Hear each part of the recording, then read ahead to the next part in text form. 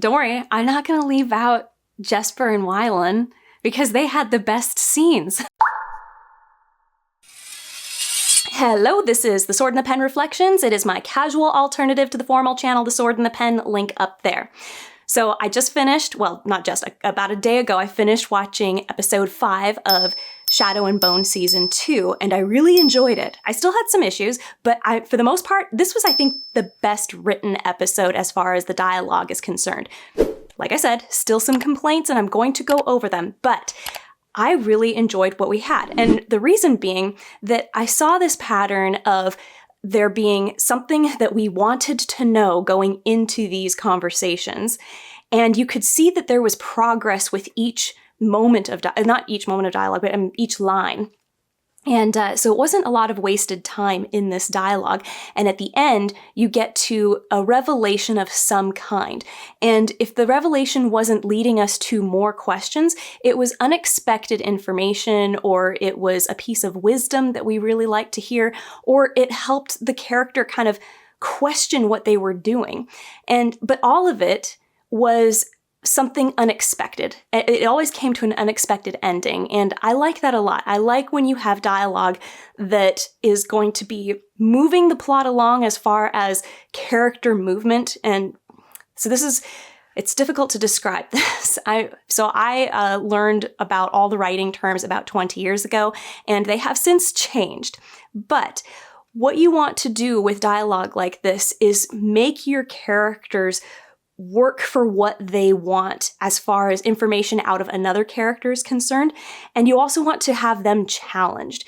And this makes your dialogue really, really compelling to listen to read, because you feel like it was worth something. It wasn't just people passing the time or having a cutesy moment.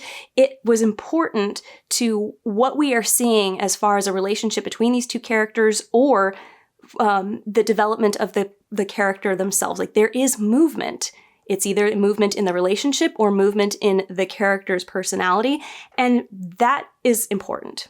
Okay, so first let's talk about, in no particular order, Kerrigan. His story in season 2 has been so boring to me, and I guess he should have been boring to me in season 1 as well, but because of the role he was playing in Alina's life, it didn't bore me as much. But right now, I'm just going, my gosh, do something other than try to cure your headache. And I know he's got these interactions with Alina, but they seem repetitive. It seems like he's always trying to coax her into wanting to come back, and she just keeps resisting him. Well, something finally changed in this episode, but it was still boring all the way until the end. And let me explain why. At least why I think, my opinion. So it started out with him being faced with this dilemma. Okay, your mother and Genya have escaped, and we don't know where the Sun Summoner is. We don't know where Nikolai is. The assault on the palace was mostly successful in killing everybody off except for those two guys who are quite important, but they're missing now. He wants to keep pursuing Alina. And his minion, whose name I still have not caught, maybe it was mentioned when she was first introduced, but I didn't catch it. It's the waterbender girl with black hair. So she was saying, look, we should go after the First Army and destroy them, because that is a very important part of Nikolai's power, of Ravka's royal family power over the country. And if we destroy that, then, we've taken something from them and it'll help us in the long run. And he's like, no, we're going after Alina because, she is more powerful and more important than any army. And she's not convinced. And this was an interesting dynamic between the two of them, because it seemed like this waterbender chick was not really afraid of Kerrigan, which I thought was odd. Everybody else is terrified of Kerrigan.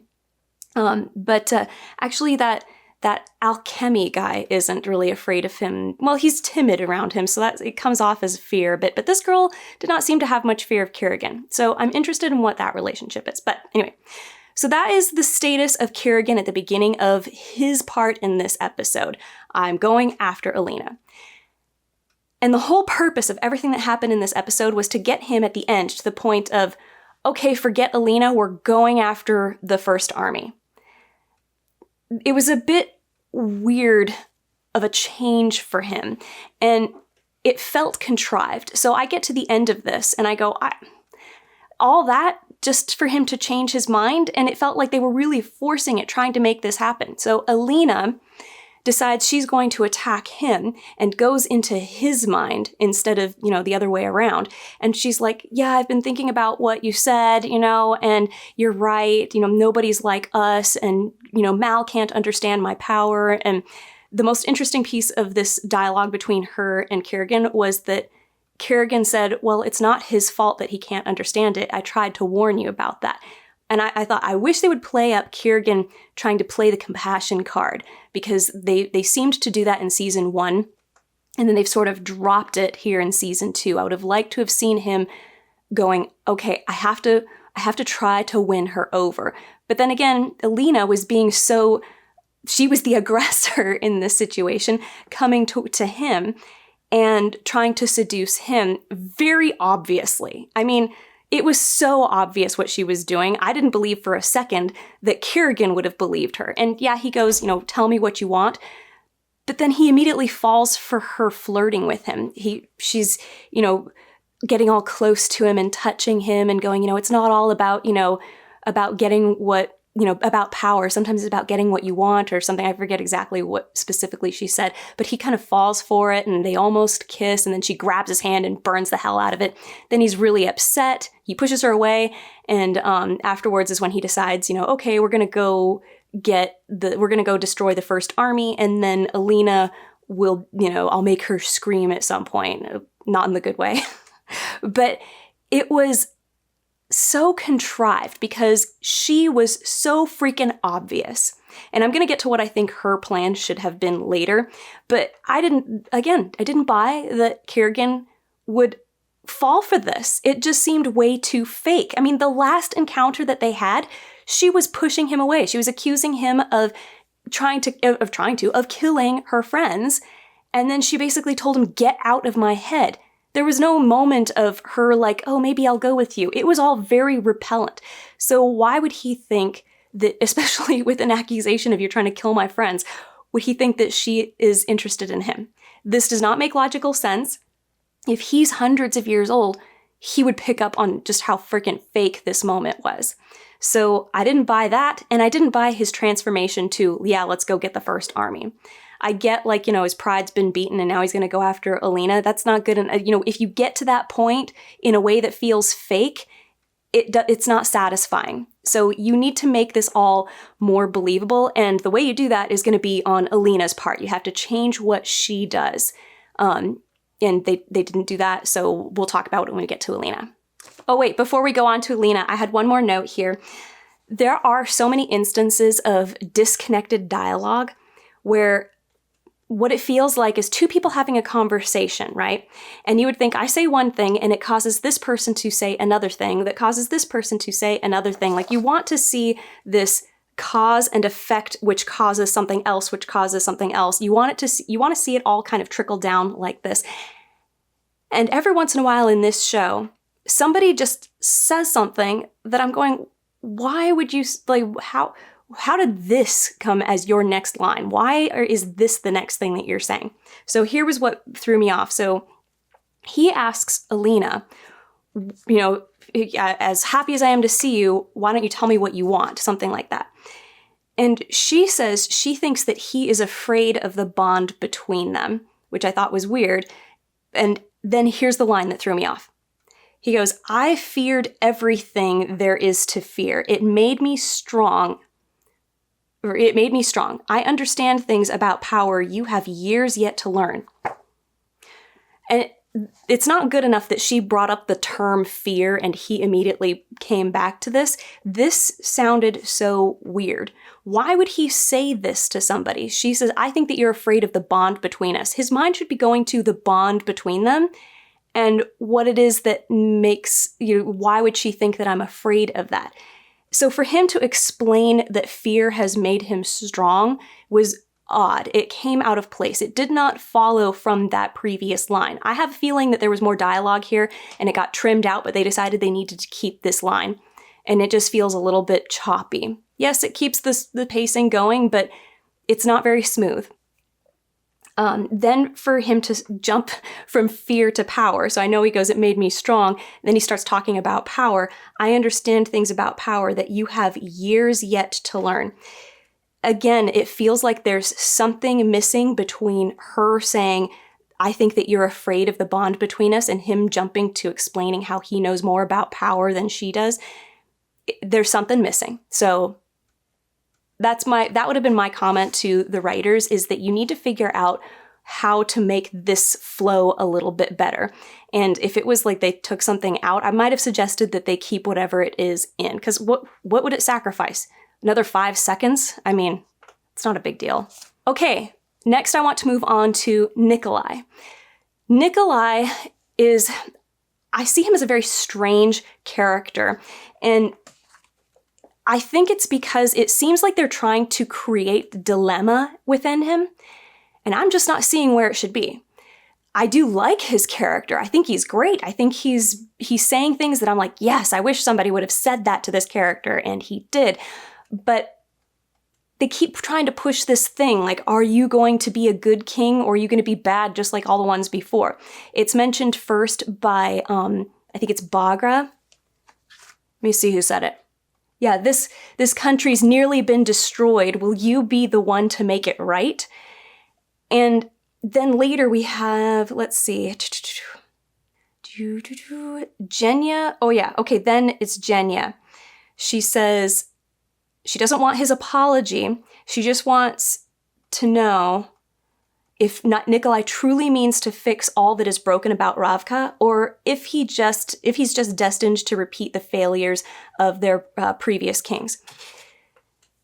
And it seems like they're trying to say, oh, this is a big problem for him. He doesn't know if he's going to be just like, the bad guys before him. It's obvious he's a good guy. There's nothing in him that is telling me that this is a real conflict with him. Maybe he worries about incompetence, but I'm also not getting that. Why would he suspect that he's bad when he clearly sees every other situation around him, especially with the behavior of the queen, and when he's able to immediately see what happened between Genya and the king and go, wow, I'm so sorry about all of that. I didn't know. He doesn't worry he's a bad guy. At least I don't see why he would worry that way. So if you're trying to develop that in this character, he would need like his own separate from everybody else storyline where we're getting more into his head. Like he should probably have his own books. He should have other conflict that is feeding into this. Like maybe he secretly does things that he's ashamed of or something. I don't know. But it's not believable from what we have seen of this character. He has done nothing but be a noble, very good, level-headed, wise leader so far. So why is he worried? I just don't get it. They're trying to push this drama that doesn't exist. And it feels like they're trying to push something that doesn't exist. So I would tell the writers, just cut it out. It would be better if people look at him differently and say, okay, you weren't what I was expecting. I thought that you were going to be just like your father or whatever, but I like what I'm seeing. That would have been better. Okay, a couple other characters. We've got, at least minor ones. We've got David and Genya. I was super annoyed at David beforehand, and he definitely saved himself a little bit here. So in order for a character to be likable as a character in the story, they need to be contributing in some positive way to the story from the perspective of whoever it is that they're helping. So David is on Genya's side first, and he lets her die, basically. And I know, like, oh, but she said to let him, to run. She told him to run away and there was nothing he could have done anyway. But he realizes that he did something wrong. And it is not a likable trait to say, I'm not willing to take a risk and help somebody from dying who we're supposed to care about, as opposed to, I'm just going to run away and save myself. It's not a likable trait. This is, yes, self-preservation. I guess you could say this is a neutral trait. Like, this is somebody who, okay, they're going to always look out for themselves. But is that good in the end? No, that is not a character who can be relied on by other characters who we are rooting for. So I was not rooting for David a whole lot. I thought he was interesting to look at on screen because he's always moving his hands like this and doing things, and I like that. I think it's a nice animated character for once. But yeah, I wasn't rooting for him. And he goes to Genya, and again, he did something I didn't like. So first he's trying to talk to her and she's avoiding him, right? Then he does follow her and he manages to kind of get her almost alone, but the queen shows up. And instead of him standing there like to support Genya, he sees that the queen is there and is yelling at Genya, and he like scrams. And you even see Genya turn around to like look for him, almost like, are you I need you, and he's gone again. Once again, this is a guy who's going to run away. This is not a good look for the David character, but if you are trying to create a trait or a flaw in this character that we want to have redeemed by the end, this could be a good one. So at the end, what we want to see is that David does something self-sacrificing in order to help Genya in some way. So, or to save her, because that would be him overcoming his major flaw. So if that's what this is intended to be, okay. But you see what happened here? We went from a character who we were mostly neutral about to a character that we didn't really like because he was abandoning Genya when she was in need, which, yes, I have explained, could be a neutral trait, but in the long run is usually a bad trait. And in this case, we've now seen Genya be permanently scarred from this, and we've also seen her be emotionally beaten down in front of people by the queen. So that's, she was on her own. And I liked that later she said, I don't have the strength, I don't have it in me to make you understand what all of this is, what's going on with me.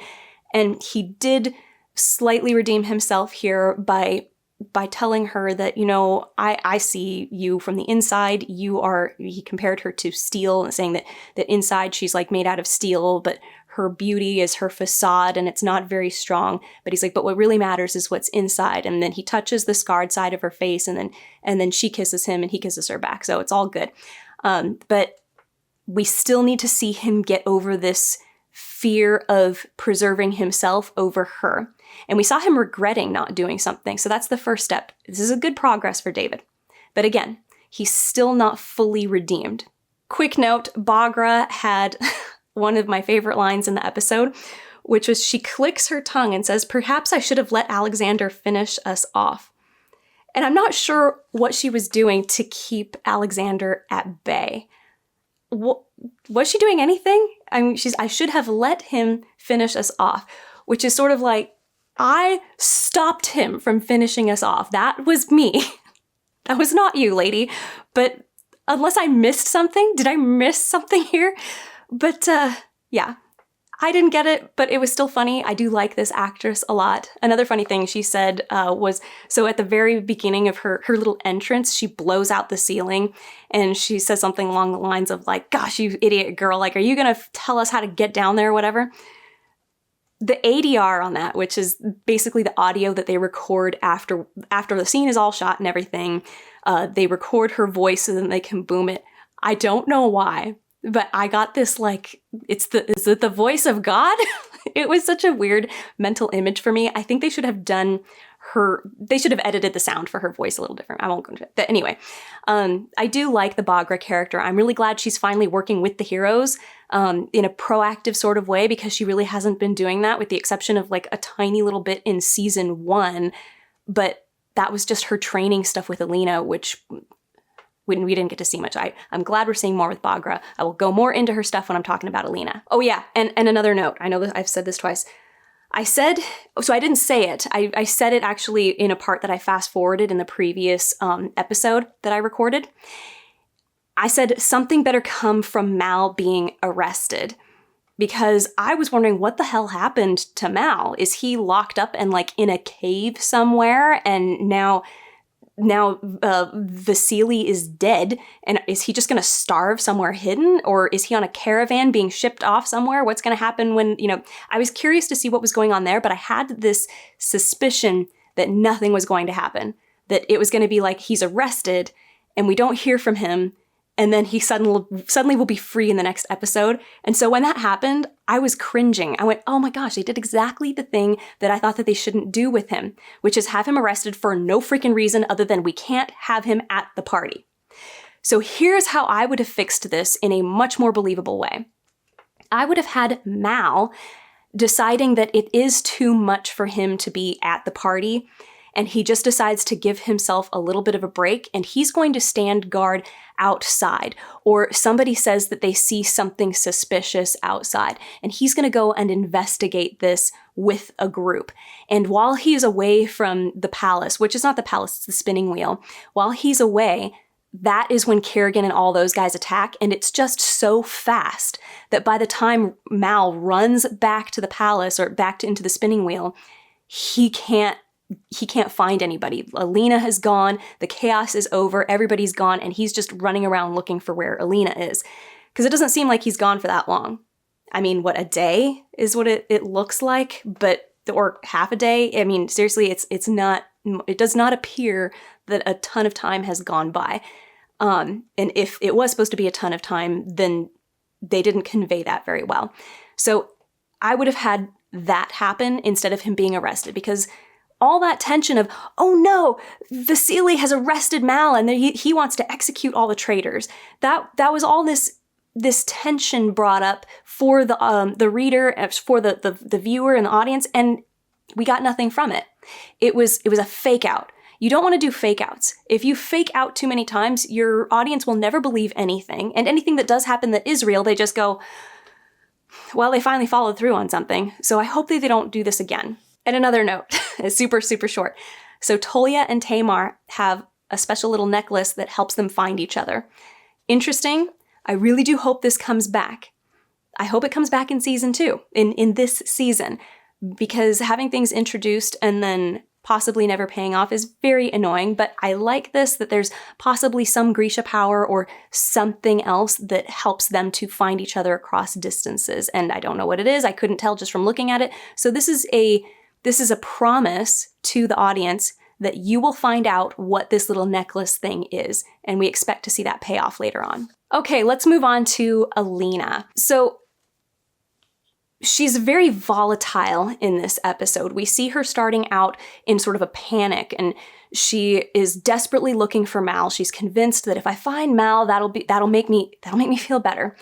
And Nikolai has to be like, don't worry, I'll send scouts out for her, and has to tell her what to do. Like, you need to just, focus on the now, focus on, how to defend Ravka. Like, that is your focus. Just keep your eye there and keep your demons at bay, as a wise person would say, because if you just let yourself go nuts like this, you're going to accidentally blow somebody up unintentionally, which is what almost happened with the guy who had the back that looked like Kerrigan. I have a lot of notes on Alina. I have 2 pages of notes on Alina. But let's instead of me reading through all of it, I'm just going to go over some of my big notes. Let's see, when did he do this? That was my question mark. Okay, so I like that Alina finally opens up to Baghra about what's been going on. And then Baghra basically says, you know what Kerrigan's going to do. He's going to continue to attack you. And it says, and continue to try to convince you of the error of your ways. I'm wondering if there are a few times when they took scenes out with Alina and Kerrigan talking, because I haven't really seen him trying to convince her that what she's doing is wrong so much as him just trying to convince her to come be with him. Maybe I missed some scenes. If I did, let me know. But I just didn't see that happen. And yeah, Baghra wouldn't know what was passing in their conversations. But the thing is, she said, you know him. You know that he will do this. Insinuating that she knows him, which of course she does. She's his, mother. But I didn't see him do this. So she obviously doesn't know him that well. So there was that. That bugged me. But the progress of Alina's conversations were mostly good. Okay. So she goes to Baghra for advice on what she should do about Kerrigan. Or it's not even necessarily clear that it is. She's going to her for advice. She's telling him, it starts out with her just telling Baghra what's going on. And Baghra says, you need to figure out some way to block him out, And she immediately goes into the chapel and meditates, and she's like, okay, I'm going to go in there and I'm going to seduce him. And once I've caught him off guard, I'm going to try to burn the residue out of his hand, the antler residue out of his hand.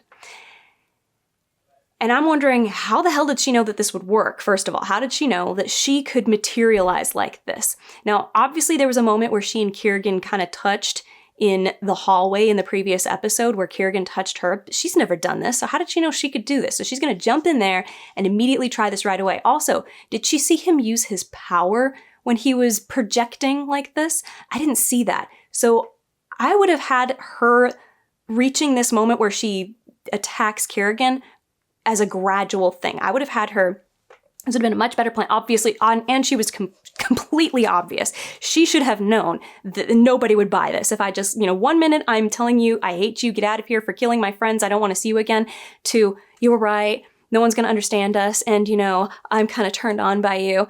Nah, nobody's going to believe that. So this is what I would have had her do. I would have had her formulate this plan where she's going to appear in his presence and let him at one point see her, and she quickly blinks out, like she's trying not to be seen. Maybe have that happen once. Then the next time she gets in and she sees him and he tries to stop her, like, hey, don't go. And then she, instead of, disappearing, stays and has conversations with him. And she has to test out if she can touch him and figure out how to do that. Maybe let him touch her again, but then she tries to push him back, like hesitantly, but pushes him back. And then have the third time be when she executes her plan. Have her come back to, so what the idea is that she's tricking him into thinking that she's curious about how this power works. Then she lets him think that he knows, like, okay, I can tell that there's some reason you're coming to me. And, she's reluctant to expose why it is. I need to turn Alina into a better actress. Not the actress, but turn Alina, the character, into somebody who knows how to fake it. And she needs to slowly be drawn to him. She needs to make that a smooth transition, and just do that by pretending that you're curious, and then pretending that maybe you're tempted by it. And then on the third time is when she goes in and she really does, like, okay, maybe I'm thinking about you being right. And she knows that she can touch him, and maybe camera shut off there for a second. So she experiments with her being able to touch him, and then maybe experiments with her power at some point even, like she doesn't want to be seen. And right when she realizes her power does work in there, she knows, okay, I can use my power in here. And that's when she decides to just go for it and burn his hand. Wouldn't that have been so much more convincing than what we got, which is get away from me, I never want to see you again, to, you know what, you were right, and like, I'm kind of turned on by you. It was too forced, and for me, when something feels forced like this, it feels boring because I'm not believing it. So I'm just sitting there, instead of me being like, oh, this is so interesting, I wonder what she's going to do, I was just going, are they done yet? I'm bored. So yeah, I would have liked to have seen a lot of different stuff with Alina in these interactions here. But I did like her dialogue with Baghra, and a lot of it has to do with Baghra. Let's see. So wait a minute. Let's get back to, she comes out of this experience with Kerrigan, and there's Mal. And she's ticked off at him for interrupting her. She was worried he was dead the last time that she was awake. So where did the hug and the, oh my gosh, I'm so glad that, you're alive go? Where did that go? I was pretty disappointed that didn't happen. It was as if the writers forgot that this was the thing causing her the biggest amount of stress in the beginning. It was like this combined with Kerrigan. So why was there only one reaction to seeing Mal? Why was it only her being ticked off at him for interrupting her?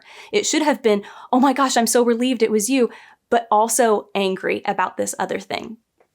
Anyway, okay, so we get to the conversation with Mal, and I really have only one major complaint about this conversation. Do I only have one?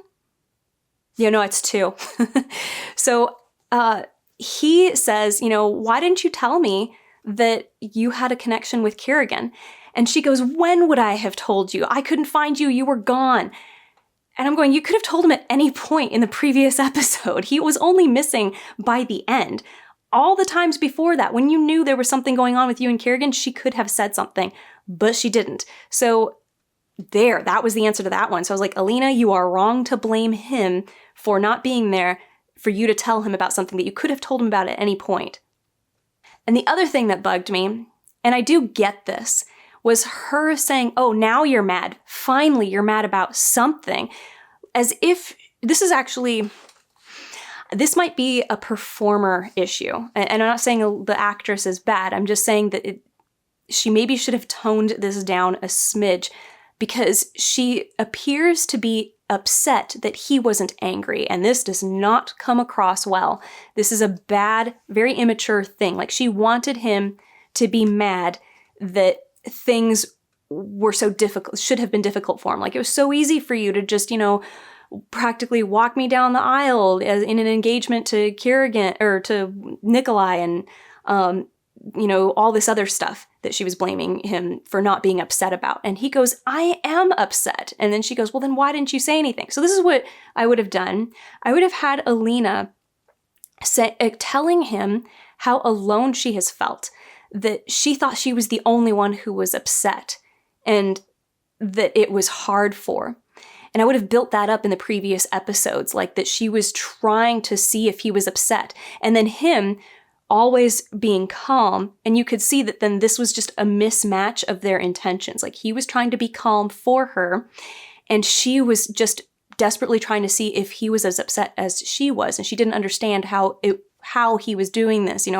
How is it so easy for you? Why is, that would have been better. And then when we get to this conversation, it wouldn't feel so immature from her.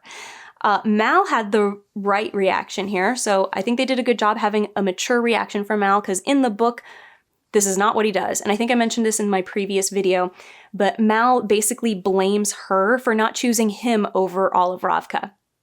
Like, that was her choice. Like it was so self-centered of that character, of the Mal character, to be taking out his anger on her, that she would choose to save the whole country, save hundreds of thousands of lives, instead of running away with him to live happily ever after. And even though it may have been where he was just upset at the situation, he was taking it out on her, so much so that she felt like she had to apologize to him. That was no good. And then he went off and kissed Zoya, so that was, it was him being very immature. Show Mal, so much better. So I'm very happy with what they did with Show Mal. I like that he basically explained to her, look, you are doing so much. She accused him of, just you're in lockstep, just like, doing one thing after the other. Like, I do this, I do this, I do this, and it's fine with you. You just go along with it like everything's normal. And he says, what are you talking about? I can barely keep up. Like, you are doing all of these things, and I can't keep up. Like, I can't help you with most of these things. Literally, the only thing that I can do is find the Firebird for you. And he basically says, and it's not your fault. This is what you're meant to do. You are supposed to be the savior of Ravka, and I'm just a tracker. Which, we know that there's something up with Mal. He has some special power. It enhances his tracking, because he is once again able to find whatever he's looking for as if by magic. And it's described a lot in the book, saying that he could make rabbits out of rocks, and not literally, but in the book it says basically he was so good at tracking that it was as if he could turn the rocks into rabbits that he was looking for. Like, no, he just was good at tracking the rabbits. But we also know that he hears something when he sees or when he's looking for something specific. I think it's with the amplifiers, but it must also be with Alina or with other things. Like, he's good at finding whatever he's looking for. And then the Sea Whip saw Mal with glowing. Mal was glowing. Out of all of the other people in the cave, Mal was the one who was glowing. And I think he's an amplifier. Possibly. Or something. He's something. Maybe he's a descendant of Mortsova, which Kerrigan was, but anyway, which would make his and Kerrigan's competition interesting, that they're like related in some way. Anyway, okay. But yeah, so for the most part, I enjoyed the conversations with Alina and Bagra and Mal. So then after this, we go to, oh my gosh, I have a full second page on Alina. Okay. So this point in a story is rather difficult to write. We've had a mini climax. The good guys have lost. And now what you need to do is you need to have your characters in their dark moment. It's often referred to as the dark night of the soul, where they feel like this is the lowest we can possibly be. How do we know that they're the lowest they could possibly be? Well, because people are getting their arms chopped off and, they're hiding underground. Things are not going well for our heroes. The king is dead, all these things. And what you have with Alina is her conversations with Baghra is her acquiring the information that she needs in order to continue on. Like, this is her stage in the story where she doesn't know what to do. She's lost, but we need to see her figure out what she's going to do. And I felt like the piece of advice that Baghra eventually gives to her feels very simple and practical and actually relatable. What she says to her is, so basically Alina reveals to Baghra that I feel like she doesn't say this, but she implies it with the things that she says, which is also good dialogue writing. Is she doesn't just say to Baghra, I feel like I am in some way obliged to Kerrigan because he's the one who revealed me as a Grisha. He's the one who, it's because of him. I'm not just some map maker, I actually am somebody with power and I feel confident in myself. It's because of him. She doesn't say that she feels obliged to him, but because of what she's saying, we can infer that, okay, she is conflicted about fighting Kerrigan because he gave her so much. But she also feels very violated by him, and she can't really quite get past that. And I find this relatable. And Baghra basically reminds her, he violated you. And that's makes him not worthy. And yes, you are powerful, but it's not just because of what he gave you. Like, if it was just because of what he gave you, then you would never be better than him, but you've bested him 3 times. And she doesn't say that. She basically just says, here you are, some little map maker, but you've bested him again and again and again. So she knows, she can recognize, oh, she's saying that it doesn't matter what he gave me because what I had was more than what he gave me. And Baghra's advice to her is interesting. It's this. It's, you know what? I think that the only way you're going to get past this, because she was saying that clearly the only reason why you can't get Kerrigan out of your head is because there's you're kind of inviting him in. So it's the whole I feel obliged to you thing. And so Baghra's advice to her at the end is, I think you should just get rid of the fold. Just destroy the fold. Just go through with what you've been planning to do. Because once you have done that, then you will be free of him. You will have done the things that you need to do. Once Kerrigan is no longer in a position of power over Ravka, you will be literally freed from this feeling obliged to him and conflicted about it. He will have no power, so there's no reason for you to feel like you're under his power, if that makes sense. And this is all stuff that you have to infer through reading the dialogue or through listening to it. So I like that a lot. This is good dialogue. This is a good revelation of what the solution might be. And you saw the progress of her conversation with Baghra. So first Baghra gave her very, you just have to block him out. You have to figure out some way to block him. That was their first conversation together. And I was going, oh, great. Now we're going to have like a training, montage where she's like learning how to meditate. And then that's not what happens. And then Baghra realizes what it is that's connecting them and says, look, okay, there's clearly nothing different that you can do except hurry up and get your job done. And then you won't feel this anymore. Or she believes that she won't feel this anymore. And that felt, again, more relatable. It felt like something that was real, because a training montage where you learn how to block somebody out of your mind, how many of us have ever had something like that happen in life where, you just do this meditation every day for, 2 weeks and then you'll be cured. That never happens. So I like this, that you've got an action step that you need to take. You're going to follow through with it.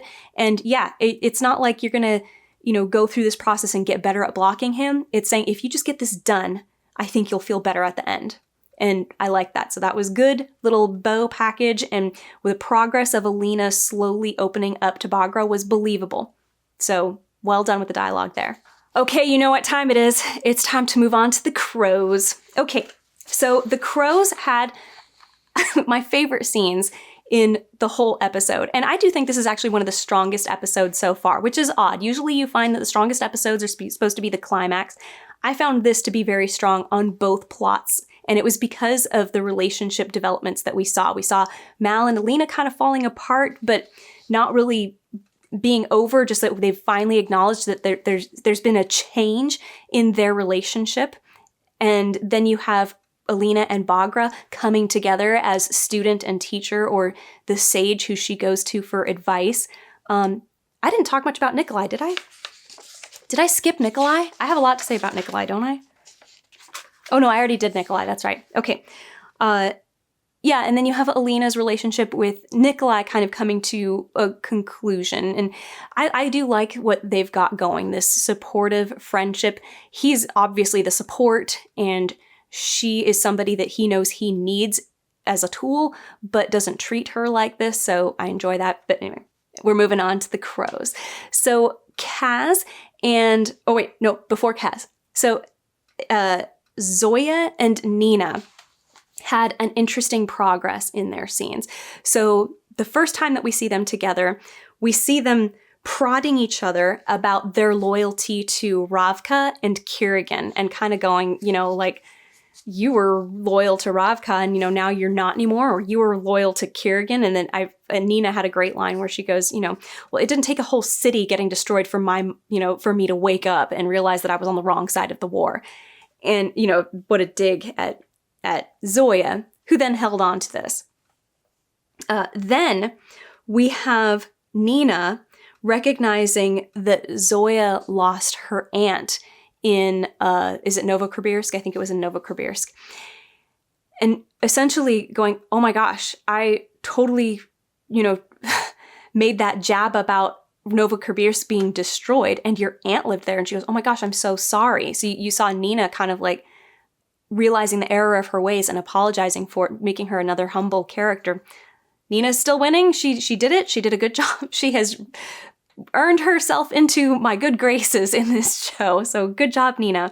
Then we have Zoya make another jab at the crows being thieves, kind of looping. I got the impression that she's looping Nina into that circle, like, you're part of these guys now. And this is the start of Zoya calling Nina out on a few things. So in the next scene, when Zoya and Nina are following Oval, we see that Zoya basically says, you need to let go of the Fjerdan. Like, you got to get over this. And Nina saying, no, you know what? We're not. Like, I chose him. Like, for the first time, I chose something for myself, and he chose me, something for himself. We're both going against what we have been told we're supposed to do because we both want this. And so she's like, this is a good thing. I like it. And then Zoya goes, well, now he is in Hell's Gate, and you have abandoned Ravka in its greatest time of need. So was it worth it? Kind of calling out the selfishness of a decision that like this. Not saying that what she did was an obvious betrayal of her country or whatever, but to not recognize the fallout of the situation that you have created is not good either. And so this is a mature writing type of thing to do, to call into question the results that the characters are getting from the actions that they are following through in. So is the situation any better? And now we need to see on Nina's part, we need to see some growth in this area. We need to see her recognizing some things about other people who are going to be damaged by her and Matthias's relationship, and trying to take that into consideration. Because if she doesn't, then this is again a selfish thing, and this is not a likable trait. So I'm hoping this is what they're going to do with the Nina character. Quick note about Matthias. I actually didn't take notes on Matthias, but his whole thing in the prison I thought was good. We see in the previous episode, or was it the episode before that? Might have been the episode before that. But Matthias was having conflict about having gone against his faith. You know, I guess he slept with Nina, even though we didn't see it. But it was implied that he slept with her, or maybe he wanted to. And this is a betrayal of his faith. Like she's a witch, basically. She is evil. And we saw his cellmate kind of telling him, like, you know, Gel, which I believe is the name of their god, is, you know, come back to Gel, and you'll be protected. You know that this is where our strength comes from. This is where our security comes from. Even if you suffer and die, you can die being comforted and knowing that you were all right with Gel, right? And then in this episode, you had the cellmate going after Pekka and then being beaten to death by Pekka, which, I'm sorry, the fact that he survived that beating and was able to have conversation with Matthias after that was not believable. It shouldn't have been that bad. He should have been so injured that he gets dragged off to his cell, and then Matthias and him are talking, and the guy dies of some internal injury, like he gets kicked. Which, by the way, Kaz should have had some severe injuries from that beating that Pekka gave him. And I was like, nobody can stand up and talk after that. He should have had, like, Nina fix him up or something. I know she's not supposed to be a good people mender, but anyway. So in his dying words, essentially, the cellmate again implores Matthias to make himself right with Gel, or he says everything's gonna be all right because of this. And you get the impression that, all right, now we've got Matthias is going to regret everything that has happened between him and Nina. And this is more believable. Him having been separated from her, not really seeing her except that one time in the ring. But yeah, I think we needed more of Matthias and seeing what he goes through in order for him to really regret this, because we really haven't seen anything except he got taken away from Nina. He's in this prison. He was immediately mad at her when he was imprisoned. He didn't let her explain anything, which this is contrived drama, is when, wait, you didn't hear my reasons for doing this. And where you know that if they just heard the reason for doing it, their mind would have been like, oh, I get it, you're right. Okay, I'm sorry I was mad at you. It's not good. So So I'm not buying that he would turn on Nina like this right away. So what I would wanted to have seen is that he suffered so much in this prison, and he's felt like Nina has abandoned me. He hasn't seen her anywhere. And that he had to go through some sort of a psychological development to put him in this position where now he's going to betray Nina, or he's going to be against Nina. He's going to dislike her, because I have a feeling that's where this is going. Clearly, this is where this is going. Actually, I just got to the end of the section in Six of Crows where Nina meets him for the first time in a while, and he wakes up and he's like trying to kill her. So if that's where we're supposed to get to at this point, it felt contrived. So I don't like it, and I wish they would have done something more to show the suffering that would create this new Matthias. There was not enough for this. Just conversations with his cellmate, it's not, no. That's not doing it. Am I the only one who wants Tolia and Zoya to get together? There was just one moment where I kind of thought it might happen. It was like, oh, is this a hint at that? I don't know. You know, it's a young adult romance, which means that everybody has to be paired up at the end. They don't really have to. That's just what young adult romance does. Everybody has somebody at the end. Always works out that way. And it's always all the main characters hook up with all the main characters. So that's what I'm seeing. I am seeing Tolia and Zoya are gonna get together. Just a prediction. Okay, we are on to Kaz. So I love that Kaz has OCD, and I love his reasons for it, that he, put his hand on the decomposing body, and since then he can't stand touching filth, and it just puts him right back on that floating thing with all the rotting bodies. I love it. I think that's really good. I think that is something traumatizing. I remember the first time I touched a dead body, and I was afraid to eat something with my hands. And not afraid so much as I just wanted my hands to be clean and didn't know if I could wash my hands enough. So I could see somebody who has been in this situation, this developing as OCD very, very quickly, especially in a traumatizing situation like traumatizing, yes, I said that correctly, traumatizing situation, like his brother is dead too. So I like it. It's a good development. I like that it explains he doesn't like to touch things barehanded. Nicely done. I was disappointed in the drama between Kaz and Inej because it, as I explained in the previous video, was that something I sped through? I don't think it is.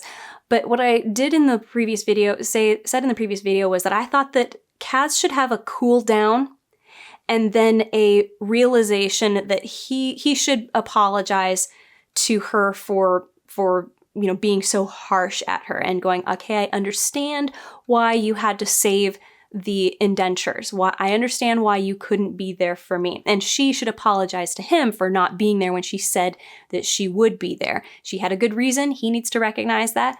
She wasn't there. She wasn't there for him when she said she would. She needs to recognize that. And then they should move on from there. Now, that's not what happened. You have these two characters avoiding that discussion, and it does need to happen. So that's the only way I'm going to see their relationship getting healed. But I like that when Kaz was in a crisis, he has a panic attack and goes and hides. Inej, again, abandons her job on the mission to take care of him. She goes to make sure he's okay. She brings him his gloves, which is kind of like his security blanket. And then she goes off and makes up for what she missed. She was supposed to be tailing Oval and she missed Oval, but what she did go do is follow another lady at the tea shop who eventually went to Oval's house. So she figured it out. So good on Inej. We need to see Inej and Kaz kind of make up with this. And I thought it was weird that when Inej passed out, we didn't see Kaz concerned about her. And this is what I'm going to bring this up, okay? So I get it. He turned to the door and was trying to figure out another way out. And then by that time, the fumes had gotten to him and he passes out, right? But previously, so we get to the tea shop, okay? Remember when we're at the tea shop? Kaz is so upset about Inej that he can't even put on a performance like he is Nina's husband. And we've seen him play a character before. That seems to be his skill, is that he can play a character, right? At least that's what it was implied. He can disguise himself as a soldier and then as, the painter. So I was expecting him to pull off his performance better. So I'm going, okay, is this trying to say that he's so upset about Inej that he can't do that? Like he can't even control his emotions?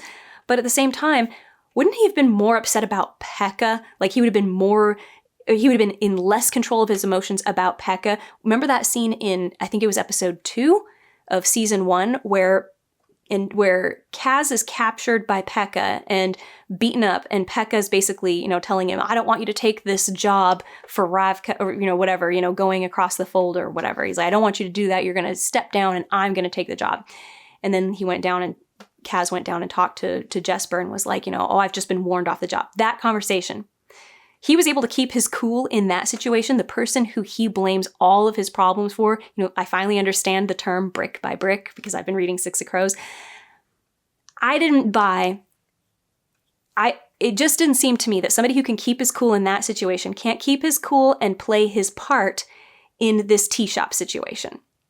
So I wasn't buying Kaz's being upset. And if they're trying to imply that it is Inej who does this to him, then when Inej is finally in trouble in that gas chamber room, I would have liked to have seen him show more concern for her, but, okay, maybe it was the fumes that were getting to him, whatever.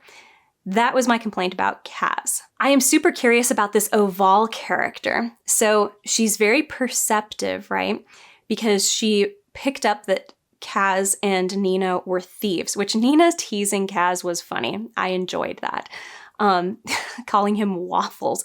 There's something about this show and Waffles. I wonder if the writer likes waffles because she's brought them up a few times. At least in the show, it has been brought up a few times. And actually, I think it was just brought up in the book. In the last chapter, chapter 6, I believe Waffles was brought up and I can't remember when. But anyway, I still feel like I need to read more before I have something to say about the books. I like that I finally get the explanation for why people might want to keep it secret that they are Grisha, which is not explained in the show at all.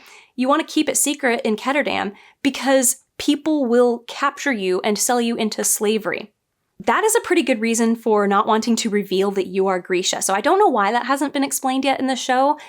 But there you go. That's why it is. And that makes perfect sense. Dang it, I had 2 other notes from there. Oh yeah, okay, so I got that Inej names her knives. That was the first thing that we learn about her, or one of the first things that we learn about her. So that was good. And I took a 3rd note. What was the other note? I can't remember what it was. I'm trying to read through it as fast as I can. It's been rough. I'm always slow to start a new story when I have to listen to it on audiobook. I don't know what it is because I have to listen to it on audiobook. I've been helping with the baby and stuff so much. I haven't really had time to sit down and read like I used to. So anyway, let's get past that. Let's go back to Kaz and whatnot. Oh no, I was talking about Oval. So let's see. I like that she was able to identify that they were thieves. She recognized their accents. She is stealthy, and she has signals for her tea shop people, and she's able to control her heart, which is kind of a wuxia thing, which is like Chinese martial arts or martial world fantasy, which is okay, like Crouching Tiger, Hidden Dragon would be kind of wuxia, I believe. That'd be the only one I can think of you might know. But there's a bunch of other ones. So being able to control your heartbeat it falls into the realm of wuxia fantasy. So I liked that. It was very cool to see certain Chinese traditions being brought in. There was worship of the ancestors, arriving in a town, especially on a holiday here. But you would pay, sort of like paying homage or honoring or showing respect to your ancestors. And I liked that. I liked that there was this moment. And I liked that you had Kaz and Wylan and Jesper were the only 3 not participating. So it's like, okay, very clearly we have a spiritual set of people in the Crows and a non-spiritual set. And this has been a thing in the show. I haven't quite caught that it's super intense in the books, mainly because in Shadow and Bone it really wasn't, but it's looking like in Six of Crows it is. That there's the religious side and then there's the non-religious side and there's conflict there. So creating as many avenues for conflict as possible is good, as long as it's handled well and all questions and possibilities that could have happened or do happen are satisfied by the end. But yeah, so again, I keep straying from Oval, but I like her house too. So you have this it's interesting that they have like I forget what it's called. It's like a mechanisms and lockup house. This is another thing that you see in wuxia. It's great. Clearly the writer did some research into martial arts fantasy in Chinese mythology, and this is fun. I'm enjoying this a lot. So I can't wait to see more stuff. I know this is not Shuhan. This is something, where is the name? It's not Amrit Gen. It's the other place. Starts with a B. I can't remember the name of the place, but I like this town. I am really excited to see more stuff happening with martial artists who are Grisha. I think that'll be fantastic. I need to see Tolia fight. I need to see more of Tolia and Tamar fighting. We've hardly seen anything except that thing that happened in the fold, and that was it. I would really like more, but physical fighting, not just Grisha fighting. I want physical fighting, and I want to see how the physical fighting and the Grisha fighting mixes together, which would be very Avatar The Last Airbender, but they're heart renders, so that's different. So I'd like to see what they can do. Mm-hmm. Maybe it's some stuff like Ty Lee. Like Ty Lee in Avatar The Last Airbender is like an acrobat, but she knows how to block people's chi. Like she knows how to hit them at certain points, like on their body, and it makes it so they can't use their power. So that would be something I could imagine the Heartrender Grisha doing, something like that. Like they can make other Grisha not use their power. I don't know, just a thought. Okay, then at the very end, and don't worry, I'm not going to leave out Jesper and Wylan because they had the best scenes. So, but before we get to them, just at the end, I like that we had Tolia raising the stakes, and then Jesper just saying it, like, way to raise the stakes. Because they're talking about, Alina is saying, like, we have to get the sword from the house. Like, no matter what happens, we have to get it. As if they're reminding the audience, like, they're not just breaking into a house and we want, everybody better get out of there. Like, don't get caught, right? That's not what's important. What's important is they have to get the sword, no matter what, because they need it to save Ravka. And then Tolia is like, not just Ravka, but the whole world. It's like, it was very obvious. It's so funny because I paused. I don't know if I paused the show or if I paused just in my head. I think I probably paused just in my head, and I thought, this couldn't be more obvious. It's the moment before the critical moment where you need to remind everybody what is at stake, right? And it was being very obvious. And then for Jesper to go, way to raise the stakes, was a nice way for the writers to say, yeah, we know that we're doing. We're reminding people of why this moment is important. And we're just going to say that, yeah, that's what we're doing. So I appreciated that as a writer and an editor, going, thank you for acknowledging that there was no way that wasn't awkward that you could do this.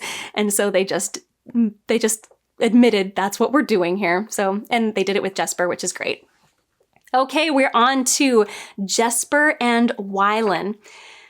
This, for me, was some of the most interesting relationship-specific progress that I have seen yet. So this would be considered side drama. It's not related to the plot that we can see yet. I'm hoping it would be very clever of the writers if this is directly related in some way to the plot in a major way, or to a character situation in a major way. But Wylan seems to be dyslexic, so he can't read. He's very smart, but he can't read. And Jesper did not know this. And Jesper flat out is talking about his passport. I hate how they made me old, which is a continuation of a joke from the first season, which is good. He clearly is, he's got some, he doesn't like that he's getting older. Then Wylan looks at his passport, or Jesper looks at Wylan's passport and is like, oh, you got a terrible name. And Wylan can't read it. And Jesper goes, why, can't you read it? And realizes, oh my gosh, he can't read it. And feels really bad, like he's just teased Wylan about something he's sensitive about. And then I thought, oh great, are they going to make this into a childish sort of drama thing? Because are we going to have Wylan now mad at mad at Jesper for, teasing him about not being able to read? And that's not what happened. This is good. This is good writing for us to think that Wylan is upset about this thing. But Wylan's not ashamed of it at all. And I like how Jesper handled it. So I love that Jesper he's like, oh my gosh, I just insulted him and I feel really bad. And so he goes to Tolia. I love that Tolia picked up on something was bad going on between them, because Wylan wanted to shop with Tolia, not with Jesper. And Jesper had been making comments, so when Jesper is like, oh, you can remember all, it was so funny. He was asking him about, how do you know all this stuff, like about all these chemicals or whatever? And Wylan's like, trial and error. And then Jesper says the thing that the audience is thinking, trial and error with explosives? It was very funny. I enjoyed that. I thought it was good humor. It was good because it's related specifically to what the character is good at. And so it's keeping the focus on the story and the characters, but while also injecting some fun humor in there, but fun with a purpose. So we can see that Jesper is trying to worm in a compliment about how good he is at chemistry, right? And then he does. He's like, wow, it's just amazing that you keep all those facts in your head. You must be the smartest person that I know. And then you see that Wylan kind of rolls his eyes and goes off, and you know why he's upset. You're like, okay, we know that he's upset because he's patronizing him, which is what he says later. Okay, but then I love it. Wylan leaves, and then Jesper turns around, and you can see Tolia go, what happened? And you can see Jesper go, I don't know. It kind of was like a bro moment, and I appreciated it because it was funny. It was funny that you see Jesper being totally lost, and he's always the slick person, who seems to have the clever, funny thing to say, and he's good with his guns, and he's a sharpshooter. You see him being very competent at things, and also he's a seductress, obviously. Seductor. And then to see him not know what to do is comical. And it's funny that he went to the guy who's the poet for advice, but then when the poet started bringing up a poem, he's like, forget it, never mind. That was humorous. I loved this interaction, thought it was very good. And again, it was plot related. It were character trait related. Like, of course he would go to the poet for advice because the poet is, he knows romance, right? So why wouldn't he go to him for advice? But then the advice he starts getting or is about to get is poetry, which is not helpful. And he blows him off. I hope you hear Tolia at some point recite a poem, because everybody cuts him off now at this point. You gotta at some point see him reciting poetry, or maybe he never ever does, and then he finally gets to at the end. It would be like in Nicholas Nickleby when the guy finally gets to do the Highland Fling. Anyway, so you got, where was I? Oh yes.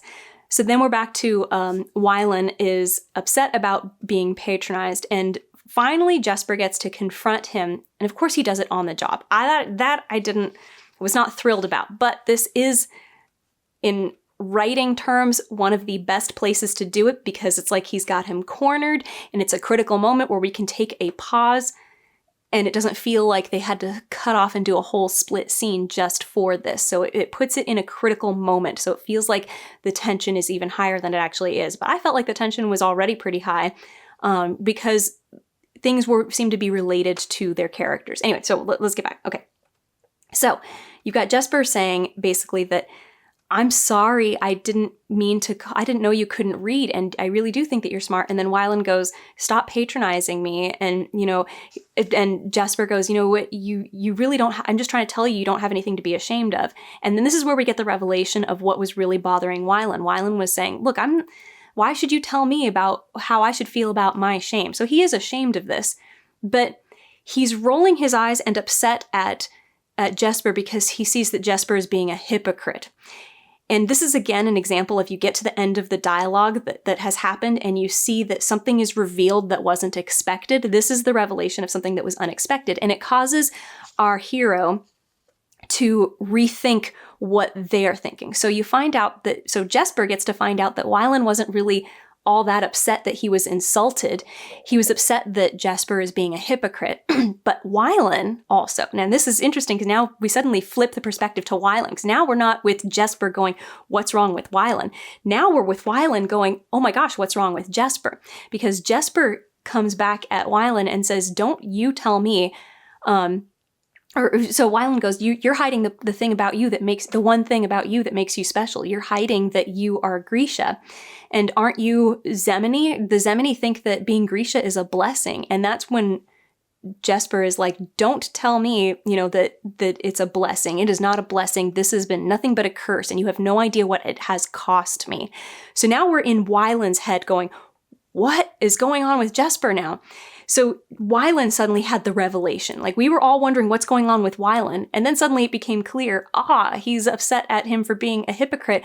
But then the information that Wylan gets out of this conversation changes the way that Wylan is thinking, and also changes the way the audience is thinking, because now we are with Wylan going, what happened? What was this cost? It must have been something pretty big to get a reaction like that from Jesper.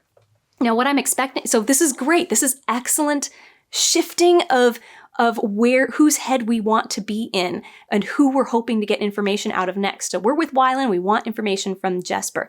And this is what I would do next if I was the writer. I would have Jesper very reluctant to reveal whatever the cost is, and then at some point feeling like he is going to lose Wylan if he's not willing to be vulnerable with him. Because that is what a relationship is. It is two people deciding to be honest with each other and support each other and not keep parts of themselves separate like this, because then that's not a full dedication to the relationship. That is literally just, well, you can have a part of me, but you're not allowed to that's not really a testing of, is this someone I want to really be in a full relationship with? So that is something that I think that Jesper will need to figure out and get over. And the way that you do it is him at some point feeling like he is going to lose Wylan if he doesn't reveal the truth about this. That is what I would do. So that's what I would do. That's the end of that. Oh, one last thing. So Wylan at some point says that he had a tutor, and then he recognizes the Lantsov family crest. And what was the other thing that he said that tipped me off? He's dyslexic. I have a feeling Wylan, he had a tutor. So he comes from wealth or privilege in some way, a status. And because he recognized the family crest of the Lantsovs, and I know that, they're the rich ones, if he is in Kerrigan, this is where he's living, there isn't really a reason for a street urchin in Kerrigan, even one who's gone to school, to know about the family crests of royalty in Ravka. So he specifically recognized the royal crest and the royal family's crest. And so I'm thinking he maybe came from royalty or nobility of some kind. He had a tutor, and it must have been a big point of shame for the family that he couldn't read, that he's dyslexic. So that's the clues I'm picking up on for the Wylan character. Now, somebody in the comments said that Wylan's knowledge of medical chemistry, in addition to explosives, is kind of a plot device. And yeah, I have to agree, it definitely is a plot device.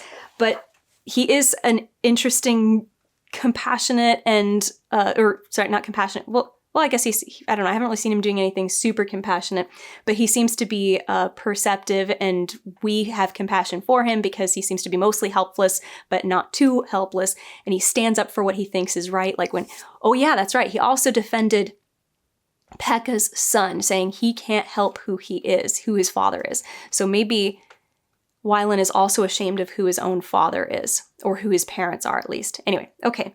That's it for predictions.